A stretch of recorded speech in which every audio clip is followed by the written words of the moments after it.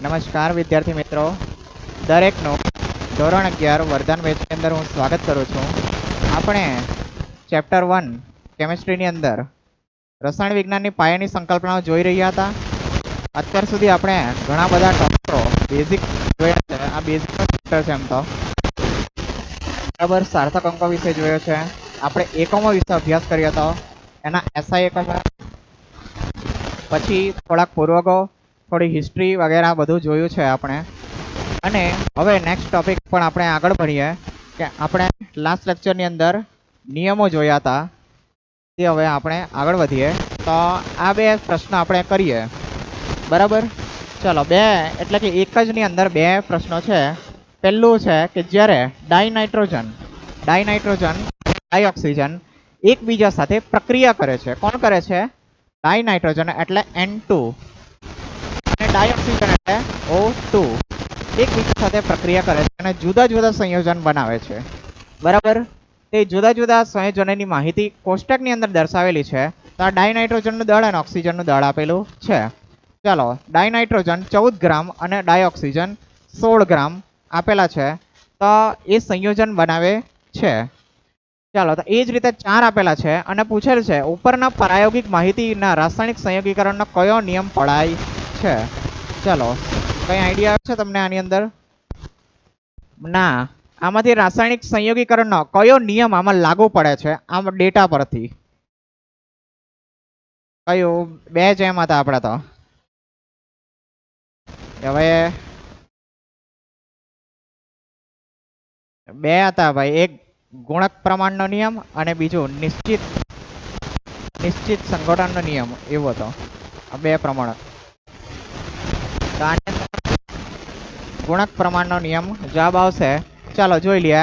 ડાયનાઇટ્રોજનનું દળ 14 ગ્રામ છે અને ડાયોક્સિજનનું દળ કેટલું છે? 16 ગ્રામ. હવે એનાથી જે સંયોજન બનશે તે કયું બનશે? NO, જેને નાઇટ્રસ ઓક્સાઇડ કહેવામાં આવે છે. ચાલો, હવે ડાયનાઇટ્રોજનનું દળ કેટલું હોય? 14 ગ્રામ ને ડાયોક્સિજનનું દળ 32 હોય ત્યારે શું બને? NO2 બને. બરાબર, ચાલો. તો હવે આની અંદર જો તો 16 અને 32 આનો અચળ છે, ત્યારે 16 અને 32 કેવો પ્રમાણ કેવો રહે છે? સરખો રહી છે. એટલે કે 16:32 નો રેશિયો ગુણોત્તર એટલે કે 1:2 રહી છે. બરાબર, એ જ રીતે તમે જુઓ તો ડાયનાઇટ્રોજન 28 અહીંયા 32. બરાબર, એ અચળ રહી છે અને આ કેટલો થાય છે? 80 થાય છે. બરાબર, 80. હા, 80 થાય છે. તો જોઈએ તો અહીંયા 32 છે અને આ બાજુ 80 છે. ચલો 8 વડે ભાગ ચલાવીએ તો 4 ને 8 બીજા બે વડે ચાલશે. એટલે કઈ રીતે? 2:5. એટલે કે અહીંયા આનો જે ગુણોત્તર છે તે કેવો રહી છે? અચળ રહી છે. એટલે આમાં ગુણક પ્રમાણનો નિયમ આવશે. કયો આવશે? ગુણક પ્રમાણનો નિયમ. ચાલો, હવે આ આપણે કરવાનું છે. આપણે એકમની અંદર રૂપાંતરણ કરવાનું છે. આ કોની અંદરથી? આપણે એકમ અવયવ નામનો ટોપિક આપણો આવેલો હતો, પેલો જથ્થાત્મક પૃથક્કરણ. બરાબર, એવું કંઈક ટોપિકનું નામ હતું, તેની અંદરથી છે. તો આને કરીએ આપણે નવા પેજની અંદરથી કરીએ, કારણ કે જગ્યા અહીંયા ઓછી છે. 1 કિલોમીટર બરાબર કેટલા મિલીમીટર? બરાબર, 1 કિલોમીટર બરાબર ખાલી જગ્યા mm બરાબર શું પૂછેલું છે? ખાલી જગ્યા પીકોમીટર. બરાબર, પીએમ એટલે પીકોમીટર. ચાલો, બરાબર, આ સમય વાળો પીએમ નથી. હા, ચાલો. હવે 1 કિલોમીટર માંથી મિલીમીટરમાં જવું છે. કઈ રીતે જઈશું? ચાલો, તો છેદ વાળો એ બધું કરવું જ પડશે અહીંયા. પણ આપણને શું ડાયરેક્ટ કિલોમીટર માંથી મિલીમીટરમાં જઈ શકીએ આપણે? -3 તો મિલીમીટર ની છે, આપણે કિલોમીટર માંથી મિલીમીટરમાં જવાનું છે ને. કિલોમીટર માંથી સૌથી પહેલા આપણે કોમાં જવું પડશે? મીટરમાં. પછી મીટરથી આપણે મિલીમીટરમાં. ચાલો, તો 1 કિલોમીટર માંથી આપણે સૌથી પહેલા 1 મીટર પર જઈશું અને 1 મીટરથી કોના પર જઈશું? 1 મિલીમીટર પર. બરાબર, 1 મિલીમીટર. ચાલો, હવે કઈ રીતે જઈએ? તો આપણને ખ્યાલ છે 1 કિલોમીટર બરાબર કેટલા મીટર થશે? કેટલા? 1000 મીટર અથવા તો 10⁻³ આપણે કહી છીએ, બરાબર. કિલો એટલે 10⁻³. ચાલો તો સીધું સાધું મેં 1000 લખું છું. ચાલો તો હવે આનો એકમ અવયવ આપણે જોવો પડશે. 1 કિલોમીટર ના છેદમાં 1000 મીટર, આને છેદમાં લઈ આવું છું, બરાબર. 1000 મીટર બરાબર કેટલા થાય? 1 બરાબર. ચાલો ઊંધું પણ શક્ય છે. 1000 મીટર બરાબર 1 કિલોમીટર, બરાબર. આ આપણો એકમ અવયવ થયો. એટલે આપણે 1 કિલોમીટરમાંથી મીટરમાં ફેરવવા માટે આ એકમ અવયવનો ઉપયોગ કરીશું, બરાબર. કયો? આ જે છે તે, બરાબર. કેમ? અહીંથી આપણે કિલોમીટર કિલોમીટર કેન્સલ થઈ જશે અને મીટરમાં આપણને જવાબ મળશે. ચલો હવે મીટરમાંથી કમાં જવાનું છે આપણે? મિલીમીટરમાં, બરાબર. તો મીટર અને મિલીમીટર વચ્ચે સંબંધ કયો છે? 10⁻³ પણ આપણે મીટરમાંથી મિલીમીટરમાં જવાનું છે, બરાબર. એટલે આપણે 1 મિલીમીટર હતે, બરાબર. 1 મિલીમીટર 1 mm, તેમાંથી આપણે મીટરમાં જવું હતું તો કહી દેતા આપણે કે 10⁻³ મીટર. પણ આપણે ઊંધું કરવાનું છે, ધ્યાન રાખજો, બરાબર. ઊંધું કરવાનું છે તો મારે કેટલી 10⁻³ મિલીમીટર લખવું પડે. ખ્યાલ આવ્યો? ખ્યાલ આવ્યો ને? બરાબર. મિલીનો અર્થ 10⁻³ થાય, બરાબર. એટલે 1 મિલીને હટાવીને આપણે 10⁻³ લખીને મીટર આપણે લખી દેતા હતા, પણ આ વખતે આપણે રિવર્સ જવાનું છે એટલે 10⁻³ મિલીમીટર કરીશું. ખ્યાલ આવશે ને આ? ચાલો તો એ જ રીતે મેં પાછો આ બાજુ પણ એકમ અવયવ બનાવી દઉં કે 1 મીટર બરાબર 10⁻³ મિલીમીટર. ચાલો એકમ અવયવ બનાવીએ.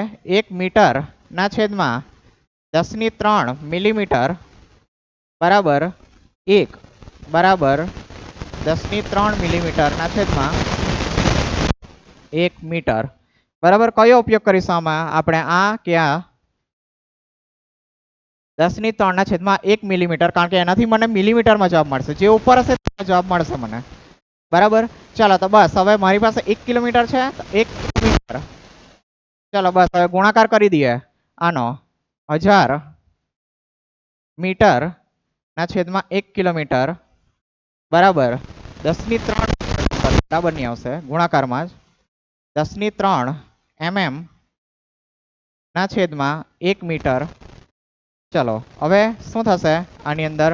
આ kilometre kilometre cancel, metre metre cancel, ને આપણા જવાબ કોની અંદર આવશે?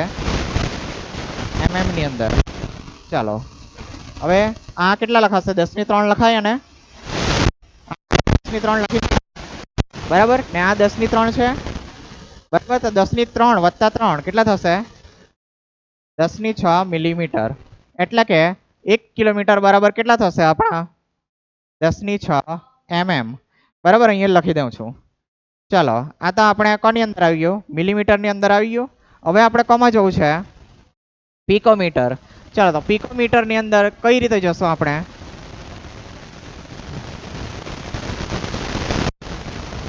ચાલો તો 10⁻12 બરાબર એ કોનામાં? મીટરમાં આપણને મળશે, બરાબર. પણ આપણે 1 કિલોમીટરનો જવું છે. ચાલો તો 1 કિલોમીટરથી આપણને આ સંબંધમાંથી મીટરમાં તો જઈ શકશું આપણે આરામથી, બરાબર. પછી આપણે પિકોમીટર વચ્ચે પણ એક એકમ લઈ લઈએ આપણે. હા સોરી, એક એકમ એટલે પેલો બનાવી કાઢીએ. ડાયરેક્ટ મીટરથી પિકોમીટરમાં જશે ને? જશે ને? સંબંધ ખબર છે એટલે એમ. મીટરથી પિકોમીટર. હા 10⁻12 બરાબર. તો ડાયરેક્ટ મીટરથી આપણે જમ્પ કરી દઈએ ને, બરાબર. તો આપણને કિલોમીટરથી મિલીમીટરમાં જવા વચ્ચે સંબંધ ખબર નહીં હતો એટલે મીટર વચ્ચે આપણે એક સ્ટોપ લઈ લીધો, બરાબર. આમાં પણ એ જ કરીશું. કિલોમીટરથી આપણે મીટરમાં તો અહીંયા આની મદદથી જતા રહેશું, બરાબર. પછી મીટરથી ડાયરેક્ટ પિકોમીટરમાં આપણે જઈશું, કારણ કે આપણને સંબંધનો ખ્યાલ છે. ખ્યાલ આવ્યો ને આ બાજુ? ચાલો કઈ 10⁻³ હા અરે એકમ અવયવ. આ એકમ અવયવ અને આ એકમ અવયવનો ગુણાકાર આની સાથે કરીએ તો આપણને મિલીમીટરમાં જવાબ મળશે કે નહીં? શું ડાયરેક્ટ લખીએ તો?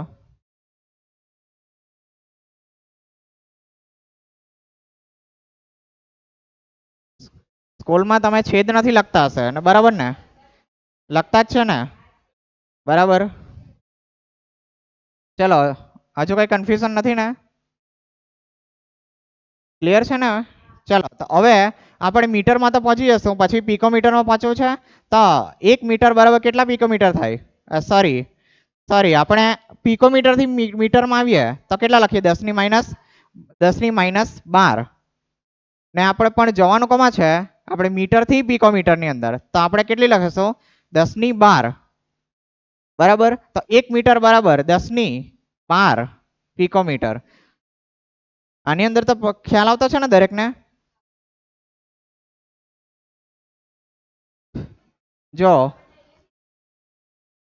જો ફરીથી મેં સમજાવું છું અહીંયાથી આ બાજુ જરાક જગ્યા કરીને. ચાલો, એક પિકોમીટર હતે, બરાબર. તો પિકોમીટરનો પૂર્વક કેટલો આપણો? 10⁻12. બરાબર, 10⁻12. તો અહીંયા શું લખું મેં? મીટર. બરાબર. પણ આપણે હવે મીટરથી પિકોમીટરની અંદર જવું છે, બરાબર. મીટરથી પિકોમીટરની અંદર જવું છે એટલે આપણે +12 કરવી પડશે, બરાબર. ને બીજું કે તમારે થોડુંક મેથેમેટિકલી સમજવું હોય તો તમે સમજો. પિકો એટલે 10⁻12. તો અહીંયા મેં 10⁻12 મૂકું તો અહીંયા મીટર થઈ જશે. 10⁻12 + 12 કેન્સલ, 1 મીટર આવી ગયું, બરાબર. ખ્યાલ આવ્યો થોડોક? ને બીજું કે તમારે કંઈક બીજી રીતે જ સમજવું હોય કે કદાચ તમે જૂના ધોરણોમાં થોડોક અલગ રીતે વિચારતા હોય તો આપણે મોટામાંથી નાનામાં જવું છે, બરાબર. એટલે પ્લસ આવશે, બરાબર. જે રીતે તમે યાદ રાખેલો હોય તે રીતે તમે યાદ રાખવાનો પ્રયત્ન કરજો. અમે તમને 2-3 રીત બતાવી દીધી, બરાબર. ચાલો હવે એનો એકમ અવયવ લખીએ. 1 મીટરના છેદમાં 10⁻12 પિકોમીટર બરાબર 1. ચલો ઊંધું પણ શક્ય છે. 10⁻12 પિકોમીટર ના છેદમાં 1 મીટર. ચલો કોનો ઉપયોગ કરીશું આપણે? બરાબર, આનો. ચાલો તો હવે ફરીથી 1 કિલોમીટરથી કોમાં જોઈએ આપણે? સૌથી પહેલા મીટરમાં જોઈએ. આ મીટરમાં આવી ગયા આપણે, બરાબર. ચલો હવે મીટર પરથી કોમાં જવાના આપણે? પિકોમીટરથી 10⁻12 પિકોમીટર ના છેદમાં 1 મીટર, બરાબર. ચલો થશે કિલોમીટર કેન્સલ, મીટર કેન્સલ. ને હવે જે જવાબ મળશે તે કોમની અંદર મળશે? આપણો જે એકમ બચ્યો તે જે છે પિકોમીટર. ચલો ફરી આ કેટલા લખાશે? 10⁻³ લખાય ને આ કેટલી છે? 10⁻12. ચલો તો આ 10⁻12 ને 10⁻³ કેટલી થશે? 10⁻15. બરાબર, 10⁻15 સોરી પિકોમીટર, બરાબર. પિકોમીટર. ચાલો તો અહીંયા પાછળ પણ જવાબ લખી દઉં છું. 10⁻15 પિકોમીટર. 15 લખ્યા છે ને? હા, 10⁻15 પિકોમીટર. ખ્યાલ આવી ગયો દરેકને? કઈ રીતે ગણવાનો છે આ? આમાં કઈ પ્રશ્ન છે કોઈને? ચાલો તો હવે એક દાખલો હજુ કરાવી દઉં ને એક પછી તમે હોમવર્કમાં કરજો, બરાબર. ના આવડે તો આપણે કરાવીશું. ચાલો જોઈએ. હવે આ તો જગ્યા ભરાઈ ગઈ. ચાલો 1 મિલીગ્રામ બરાબર કેટલા કિલોગ્રામ? ચલો 1 મિલીગ્રામ બરાબર ખાલી જગ્યા કિલોગ્રામ બરાબર શું છે બીજું? નેનોગ્રામ. ખાલી જગ્યા નેનોગ્રામ. NG એટલે નેનોગ્રામ. ચાલો હવે સૌથી પહેલા આપણે પ્લાન બનાવવો પડશે. કોઈ પણ દાખલો ગણવો હોય તો સૌથી પહેલા એક પ્લાન જોઈએ કે મગજમાં તમારો આખો દાખલો આ રીતે અમે ગણીશ એવું રેડી હોવું જોઈએ. તો 1 મિલીગ્રામ પરથી કિલોગ્રામમાં આપણાથી ડાયરેક્ટમાં જવાય નહીં, જવાશે. તો આપણે સૌથી પહેલા મિલીગ્રામથી ક્યાં જશું? આપણે ગ્રામમાં, પછી ગ્રામથી કિલોગ્રામની અંદર જઈ શકીશું. ચાલો તો મને ખબર છે 1 મિલીગ્રામ બરાબર કેટલા ગ્રામ થશે? 10⁻³ ગ્રામ, બરાબર. ચાલો હવે આનો એકમ અવયવ લખી દઉં મેં. 1 મિલીગ્રામ ના છેદમાં 10⁻³ ગ્રામ બરાબર 1 બરાબર 10⁻³ ગ્રામ ના છેદમાં 1 મિલીગ્રામ, બરાબર. ચાલો કોનો ઉપયોગ કરીશું આપણે આની અંદર? બીજાનો. મોટા ભાગે બીજું જ આવશે, આપણે જે રીતે લખ્યા છે તે રીતે. બરાબર, ચાલો હવે ગ્રામમાં પહોંચી ગયા. ગ્રામથી કોમાં જવાના છે આપણે? કિલોગ્રામમાં. કિલો માટે પૂર્વક કેટલો છે આપણો? 10 ની 3 ઘાત. પણ આપણે ગ્રામમાંથી કિલોગ્રામમાં જવું છે, તો કેટલા લખીશું? 10 ની -3. બરાબર, ચાલો તો 1 ગ્રામ બરાબર 10 ની -3 કિલોગ્રામ. તો કેટલો લખાશે? 1 ગ્રામ ના છેદમાં 10 ની -3 કિલોગ્રામ બરાબર 1 બરાબર શું લખાશે? 10 ની -3 કિલોગ્રામ ના છેદમાં 1 ગ્રામ. ચાલો કોનો ઉપયોગ કરીશું આની અંદર? પણ આપણે બીજો જ. બરાબર, ચાલો તો બસ આ જે 1 મિલીગ્રામ છે તેને આ સંખ્યા અને આ સંખ્યા એકમ અવયવ વડે ગુણી કાઢો. ચાલો, થેન્ક યુ. 1 મિલીગ્રામ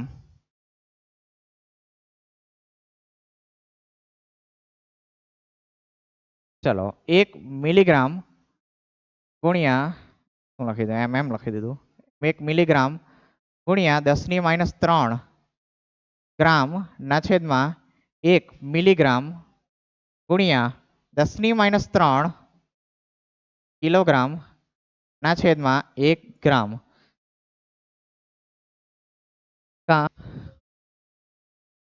+3 ફરીથી મેં સમજાવું છું, આપણે ગ્રામમાંથી કિલોગ્રામમાં જવું છે. બરાબર, એટલે માઇનસ લખ્યો છે. ને તમે જ જુઓ ભાઈ, 1 ગ્રામ બરાબર 10 ની -3 કિલોગ્રામ જ થાય ને. બરાબર, 0.001 શું? હા, આપણે એનામાં જવું હોય તો આપણે પૂર્વક હટાવીએ ત્યારે સોરી આ જે છે કિલો જે પૂર્વકો છે તે હટાવીએ ત્યારે આપણે ગુણક લખવાનો. બરાબર, પણ એ ગુણકની અંદર જવું હોય ત્યારે આપણે પછી ચિહ્ન બદલવા પડશે. બરાબર,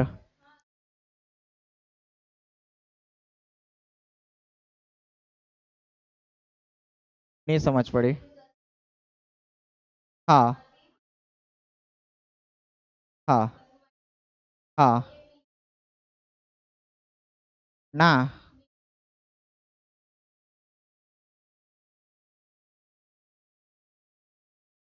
જો ફરીથી જોજો ફરીથી સમજાવું છું કે જો આપણે હું શું કહું 1 મિલીગ્રામ બરાબર 1 મિલીગ્રામ કહું તો તમે શું કહેશો? ગ્રામની અંદર શું કહેશો?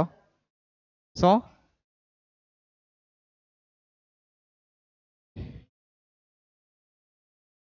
રોકો, આપણે ગ્રામમાં જવું છે. હવે તમે શું લખા? પૂર્વક હટાવી દેવા અને મિલીને હટાવી દઉં. મિલીનો અર્થ થાય 10 ની -3 ને મેં લખું ગ્રામમાં. બરાબર, પણ હવે મારે શું કરું છું અહીંયા મેં કે 1 કિલોગ્રામ છે હવે. બરાબર, તો 1 કિલોગ્રામને મેં 10 ની 3 ગ્રામ લખીશ. પણ હવે મારે જો ગ્રામમાંથી કિલોગ્રામમાં જવું હોય તો -3 કરવું પડે ને એમ. બરાબર, અહીંયા ગ્રામમાંથી કિલોગ્રામમાં જતા છે આપણે. જો 1 ગ્રામ બરાબર 10 ની -3 કિલોગ્રામ. બરાબર, તમે રિયલિસ્ટિક વિચારો તો પછી તમે વજન કરતા છો તો 1 ગ્રામનું વજન તમે કરો કિલોગ્રામની અંદર તો 0.00 એક જ લખાશે ને. બરાબર, 00 કે 000 આવશે. બરાબર, ખ્યાલ આવ્યો ને? એટલે જો આ તમે મિલીનો અર્થ 10 ની -3 કરો તો મિલીને હટાવીને તમે 10 ની -3 લખો છો. બરાબર, પણ હવે મારે મિલી લખવું હોય તો 10 ની 3 લખવું પડે એમ. બરાબર, ફરીથી મેં કહું છું આ એક રીત છે વિચારવાની. 2-3 રીત છે. બરાબર, તમારી પોતાની પણ વિચારવાની રીત હોઈ શકે. બરાબર, 10મામાં તમે કદાચ એમ વિચારતા હો. બરાબર, કોઈ બીજા શિક્ષક એવી રીતે વિચારતા હોય કે તમે હવે નાના એકમમાંથી મોટા એકમમાં જતા છો એટલે ત્યાં તમારે શું કરવું પડે? માઇનસ લગાવવું પડે. બરાબર, મોટાથી તમે નાનામાં જાઓ ત્યારે તમારે પ્લસ કરવાનું રહેશે. બરાબર, એ રીતે વિચારતા હોય. પછી કોઈ બીજી વિચારવાની રીત પણ હોઈ શકે છે તમારી. બરાબર, ચાલો તો હવે ક્યાં હતા આપણે? હા, આ ગુણાકાર કરતા હતા ને. બરાબર, ચાલો મિલીગ્રામ મિલીગ્રામ કેન્સલ, ગ્રામ ગ્રામ કેન્સલ. ચાલો કેટલા આવશે જવાબ આનો? 10 ની -6. બરાબર, કિલોગ્રામની અંદર. બરાબર, જે એકમ હોય છે તે જ. બરાબર, એટલે આ કેટલા આવશે? 10⁻6. 10⁻6. ચલો હવે કિલોગ્રામમાંથી કોમાં જવું છે આપણે? નેનોમાં. બરાબર, એટલે ફરીથી હવે કિલોગ્રામથી આપણે નેનોમાં જવાનું છે, મોટાથી નાનામાં જવું છે. તો તમે વિચારો કોની અંદર જવાબ આવશે આપણે ઘાત? પ્લસમાં આવશે ને? બરાબર. ચાલો આ જરાક વસ્તુ જરાક ધ્યાનમાં રાખી લેજો. ચાલો તો ચાલો હવે મિલીમાંથી આપણે નેનોમાં જઈએ કે કિલોગ્રામમાંથી જઈએ? કિલોગ્રામમાંથી, એના કરતાં આપણી પાસે અહીંયા મિલીથી આપણે અહીંયા ગ્રામમાં પહોંચી ગયેલા છે. બરાબર, આટલાથી ગ્રામમાં પહોંચી જ જશું. પછી ગ્રામથી આપણે કોમાં જઈ શકીએ? આપણે ડાયરેક્ટ નેનોમાં જઈ શકીએ ને? બરાબર, ચાલો તો અહીંયા મિલીગ્રામ જ લઈ લઈએ. આ સૌથી પહેલા આનાથી આપણે ગ્રામમાં પહોંચી જઈશું, ગ્રામથી પછી નેનોગ્રામની અંદર જશું. ચાલો તો એક, હવે ફરીથી 1 નેનોગ્રામ બરાબર કેટલા ગ્રામ થશે? 10⁻9. બરાબર, આ ખાલી પૂર્વક આપણે મૂકી દીધો. ચાલો હવે આનો એકમ અવયવ લઈએ. 1 નેનોગ્રામ ના છેદમાં 10⁻9 ગ્રામ બરાબર 1 બરાબર 10⁻9 ગ્રામ ના છેદમાં 1 નેનોગ્રામ. ચલો ગ્રામમાં જવા માટે આપણે આપણે કોમાં જવું છે? હવે નેનોમાં, એટલે આ વખતે આ લઈશું આપણે. બરાબર, ચાલો હવે આપણે જોઈએ, આગળ વધીએ.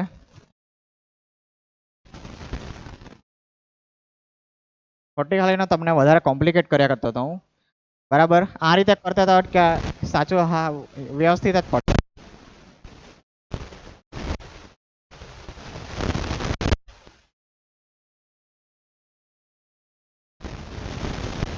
ચલો કઈ નહીં, બરાબર જ થાય છે. પણ તમને સમજ નહીં પડી તો ફરી એકવાર સમજાવું. સમજ પડી છે તમને દરેકને?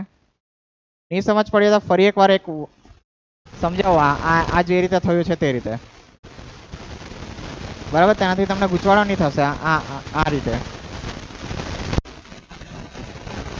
સમજાવો આ વસ્તુ પણ ફરીથી એકવાર. ચાલો બરાબર, આપણે જે યાદ છે તે જ આ વખતે કર્યું ને. જો આપણો ડાબી બાજુનું આવ્યું. ચાલો હવે આપણે ગુણી કાઢીએ. ચલો 1 મિલીગ્રામમાંથી કોમાં જઈએ? આપણે ગ્રામની અંદર. ગ્રામમાં ગુણવા માટે આ 10⁻3 ગ્રામ ના છેદમાં 1 મિલીગ્રામ ગુણ્યા આ 1 નેનોગ્રામ ના છેદમાં 10⁻9 ગ્રામ. બરાબર, ચાલો શું થશે આની અંદર?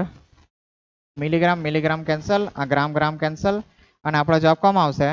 નેનોગ્રામની અંદર આવશે. બરાબર, ચાલો 10⁻9 ઉપર છે, એનો ઉપર લઈ આવો એટલે કેટલા થશે?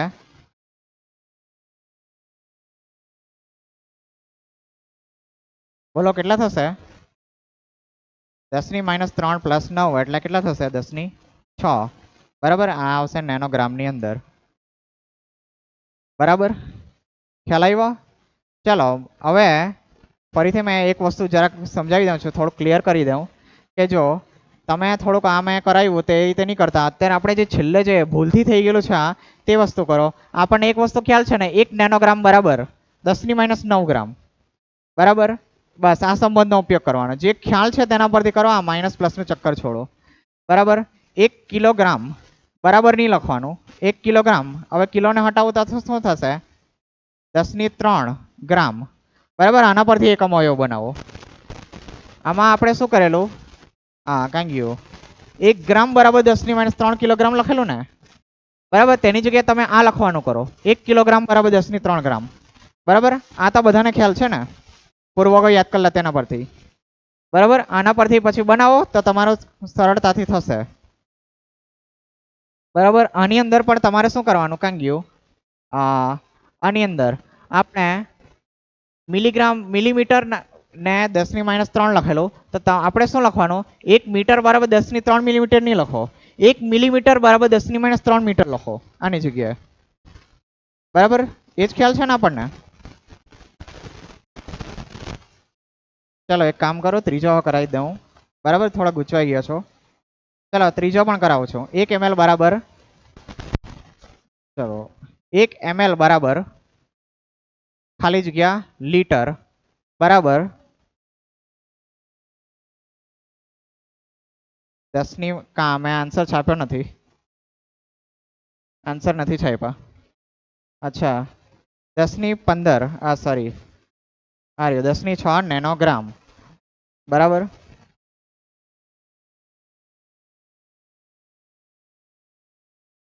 અહીંયા લખી દઉં તો 10 ની 6. ચલો 1 લીટર ને ડેસીમીટર ક્યુબ છે આ બરાબર, ખાલી જગ્યા ડેસીમીટર ક્યુબ. ચાલો હવે આને કરીએ આપણે ફરીથી. જે જાણતા છે તે જ લખીશું આપણે બરાબર. પેલે પ્લસ માઇનસ ગયું તેલ લેવા. ચાલો મીટરમાંથી મિલીમીટરમાંથી લીટરમાં જવું છે તો આપણને શું ખ્યાલ છે? બોલો શું ખ્યાલ છે આપણને? 10 ની 3 ઘાત ml. 1 લીટર બરાબર 10 ની 3 ml. આ ખ્યાલ છે દરેકને બરાબર? હવે જો પાછા તમે ગુચવાઈ ગયા. આ તો તમને પહેલેથી ખ્યાલ હતો તે તમે બોલ્યા બરાબર, પણ અત્યારે પૂર્વક પ્રમાણે આપણે શું શીખવું કે 1 મિલીલીટર બરાબર 10 ની -3 લીટર. આ શીખા ને આપણે પૂર્વક પ્રમાણે જોઈએ અત્યારે. બાકી તમે આનાથી પણ કરો કે 1 લીટર બરાબર 10 ની 3 ml. એ પણ સાચું જ છે બરાબર. તમને જે યાદ આવી તે તમે લખી દો, તેના પરથી એક અમય બનાવો બરાબર. પણ અત્યારે પૂર્વક પ્રમાણે જોઈએ છે આપણે. તો પૂર્વક પ્રમાણે 10 ની -3 લીટર બરાબર. મિલી એટલે 10 ની -3. આટલું યાદ છે ને દરેકને? ચાલો આના પરથી એક અમય બનાવી કાઢીએ. તો 1 ml ના છેદમાં 10 ની -3 લીટર બરાબર 1 બરાબર 10 ની -3 લીટર ના છેદમાં 1 ml. ચાલો હવે શું કરીએ આપણે? કયું જોઈશું આમાં આપણને લીટરમાં જવા માટે? બીજું. ચલો અક્ષર તો વંચાય છે ને દરેકને? ચલો તો હવે આપણે કોની અંદર પહોંચી ગયા? લીટરમાં. લીટર પરથી કોમાં જવું છે? ચાલ લીટરમાં તો ડાયરેક્ટ પહોંચી જતો છે. તો આપણે લીટરમાં લખી જ કાઢીએ સૌથી પહેલા જવાબ બરાબર.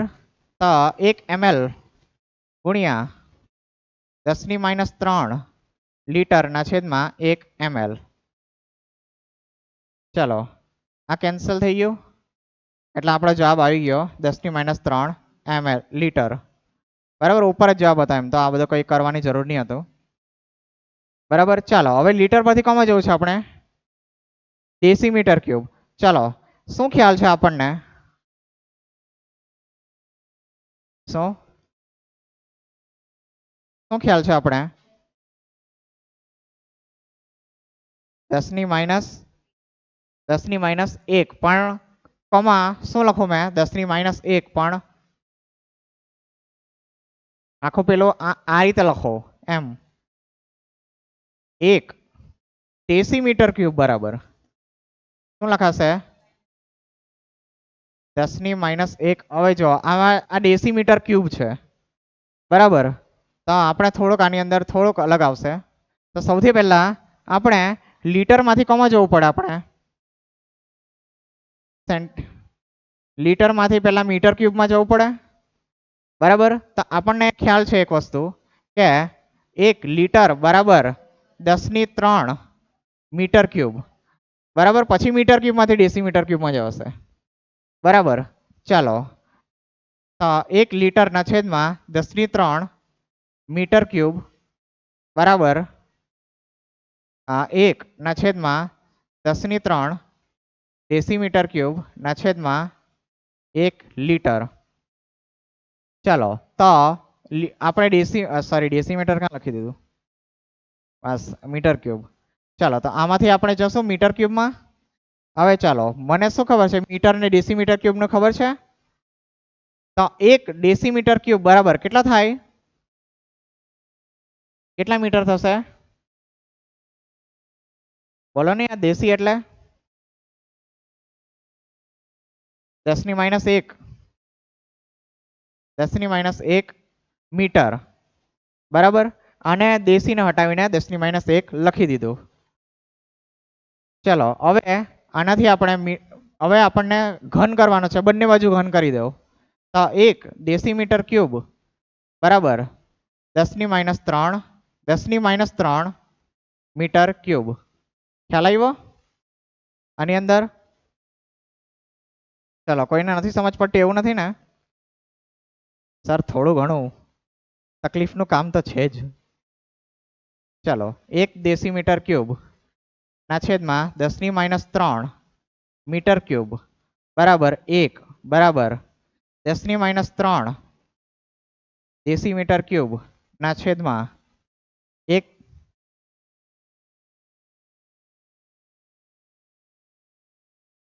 1 ડેસીમીટર ક્યુબ બરાબર.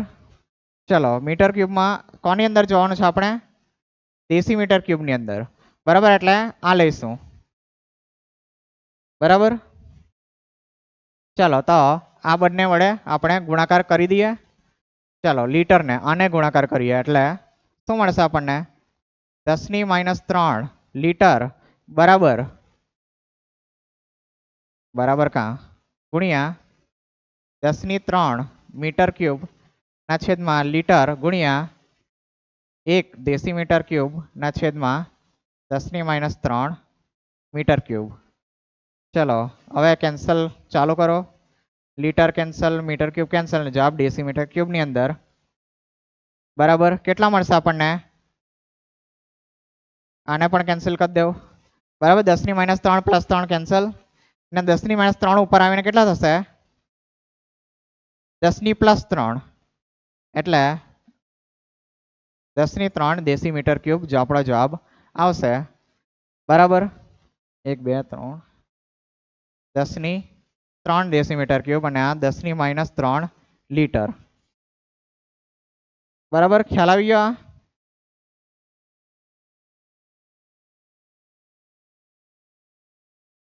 ચલો આની અંદર કોઈ હજુ પણ કન્ફ્યુઝન છે?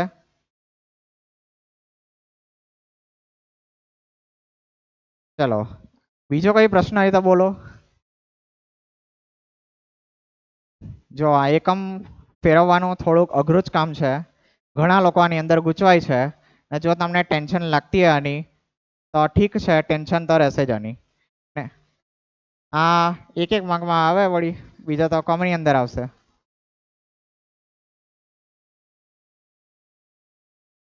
બરાબર. બાકી તો આ કંઈ કેટલું મોટું તશે નહીં મળે કે ભાઈ પૂછાય. તો આપણે થોડુંક જે પદ્ધતિસર વ્યવસ્થિત કરતા છે એટલે થોડુંક તમને લાંબુ લાગે. જો 2-3 સાથે પૂછે તો કંઈક આવે વધારે માર્કની અંદર, પણ નોર્મલી આવું તો પેલા એક માર્કમાં પૂછાય. જો મોટો વાર્ષિક પરીક્ષા, દ્વિતીય પરીક્ષા, જે પરીક્ષાનું પેપર હોય તે રીતે બરાબર.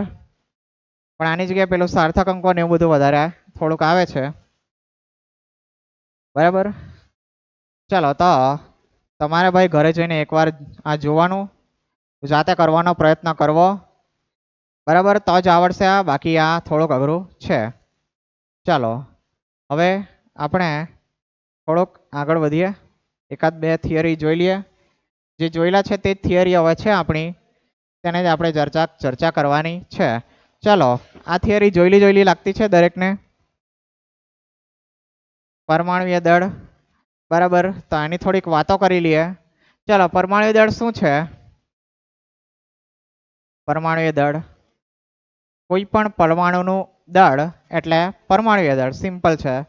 ને પરમાણુય દળ અથવા તો પરમાણુ દળ કયા શબ્દ ઉપયોગમાં લેવાય? પરમાણુય દળ અથવા તો પરમાણુ દળ એમ પણ કહી છે. તો વાસ્તવિક રીતે ખૂબ જ નાનું હોય, એકદમ સૂક્ષ્મ હોય. તો એનું દળ પણ કેવું હોય? ખૂબ જ ઓછું હોય છે.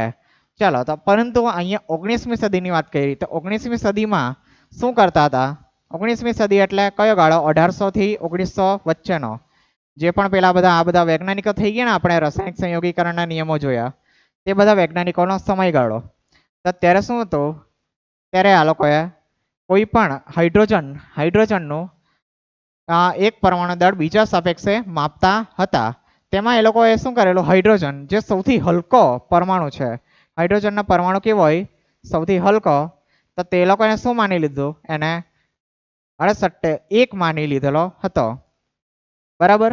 હવે એક માની લીધો ને પછી એના સાપેક્ષમાં બીજા પરમાણુઓનો એ લોકોએ દળ ગણતરી કરી. બરાબર. હવે મેં તમને કહું કે પાણી કેવું છે તો તમે હાથ બોળીને ચેક કરો, ઠંડુ છે ગરમ છે એમ કરીને કેવો.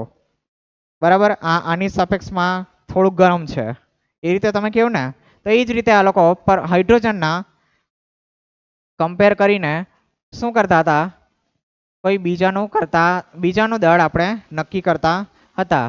ચાલો, પણ અત્યારની હાલની પદ્ધતિમાં કાર્બન 12, કાર્બન 12 છે. 12 શું છે અહીંયા એનો કાર્બનનો પરમાણુય દળ છે. તેને આધારે એને પ્રમાણિત ગણીને એ લોકો અન્યના દળમાં દર્શાવતા હતા. બરાબર. ચાલો, તો આ માટેની સંમતિ જે છે તે 1961માં થઈ. ચાલો, કાર્બન 12 એ શું છે, કાર્બનનો એક સમસ્થાનિક છે. હવે સમસ્થાનિક વિશે તમને થોડોક અત્યારે આગળ આવશે. બરાબર. પણ હવે આ પદ્ધતિમાં શું છે, કાર્બન 12 નું દળ પરમાણુય દળ એકમ એટલે કે એટોમિક માસ યુનિટમાં નક્કી કરવામાં આવ્યું. હવે આ એટોમિક માસ યુનિટ શું છે, એટોમિક માસ યુનિટ એ કાર્બન 12 ના પરમાણુના 1/12 અંશ જેટલો છે. બેઝિકની અંદર આપણે તરબૂચનું એક્ઝામ્પલ પણ લીધું હતું કે ભાઈ પેલું તરબૂચના 12 ટુકડા કર્યા અને એક ટુકડાના સાપેક્ષમાં ઓછી એ દળ માપીને વેચે છે, તેને 1 EMU કહેવાય છે. ચાલો, તો આની અંદર ખ્યાલ આવી ગયો પરમાણુય દળની અંદર. બરાબર. થોડોક ફાસ્ટમાં જવા દે ને. ચાલો, નહીં સમજ પડે તો કહેજો. બાકી 1 EMU બરાબર કેટલો થાય, 1.66 056 ગુણ્યા 10⁻²4 ગ્રામ. બરાબર. હવે મને ખ્યાલ છે હાઇડ્રોજન પરમાણુ દળ કેટલો છે, 1.6736 ગુણ્યા 10⁻34. આથી હાઇડ્રોજનનો EMU એકમમાં દળ. બરાબર. ઓકે.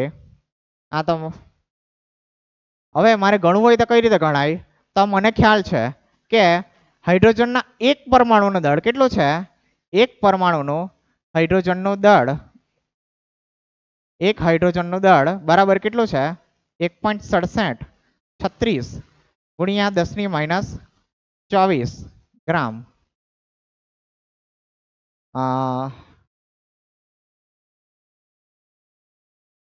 બધું ખોટું માની દીધું હે. ચાલો,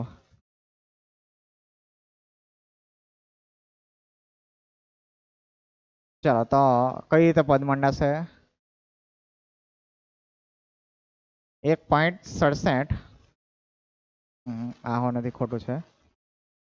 ચાલો, 1.66 ગુણ્યા 10⁻²4 ગ્રામ બરાબર 1 AMU માટે 1.6736 ગુણ્યા 10⁻²4 જે શું છે, એક હાઇડ્રોજન પરમાણુનું દળ, તો એક કેટલા આવશે. બરાબર. ચાલો, તો હવે આની ગણતરી કરીએ તો 1.6736 ગુણ્યા 10⁻²4 ના છેદમાં શું લખાશે, 1.66056 ગુણ્યા 10⁻²4. ચાલો, ભાગાકાર કરજો, કેટલા આવશે આ. ચાલો, આ 10⁻²4 10⁻²4 કેન્સલ થઈ જશે. બરાબર. કેટલા આવશે આ ભાગાકાર,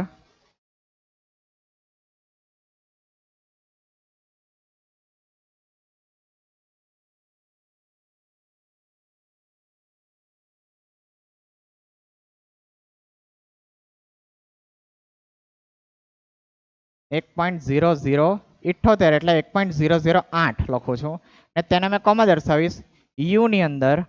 બરાબર. ચાલો, એટલે આ રીતે મેં શું શોધ્યું, આપણો હાઇડ્રોજન પરમાણુનું દળ, આણ્વીય દળ સોરી પરમાણુય દળ મેં શોધીશ.